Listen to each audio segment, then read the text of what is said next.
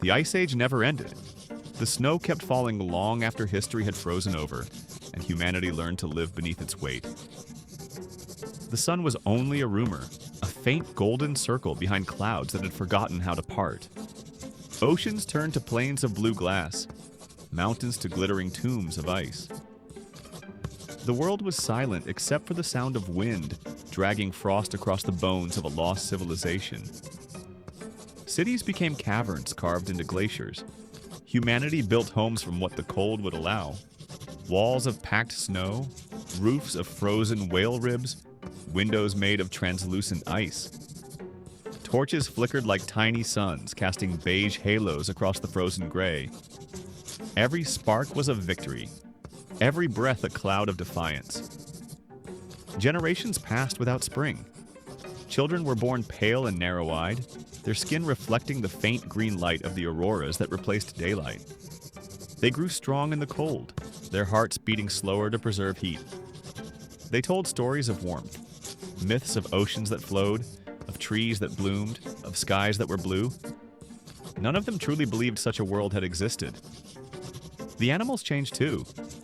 Mammoths roamed the ice plains like moving hills, their breath misting into fog that lingered for hours. Wolves learned patience, their hunt stretching for days beneath the endless twilight. Even the birds no longer migrated. They perched on icy ruins, calling into the wind, as if trying to remember the way south. Humanity adapted. Tribes formed alliances, sharing fire, food, and stories.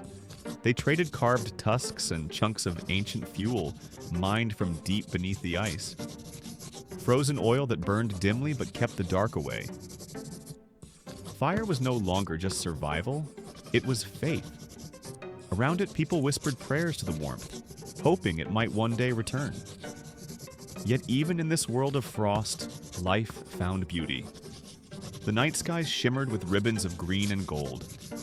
Frozen waterfalls became cathedrals of crystal, echoing the hum of the wind like distant choirs. The earth had turned into a sculpture, deadly, eternal, breathtaking. Deep beneath the glaciers, scientists still worked. Or what was left of them. Machines hummed weakly, powered by geothermal vents that fought against the freezing crust. They dreamed of reigniting the core, of waking the planet from its icy sleep.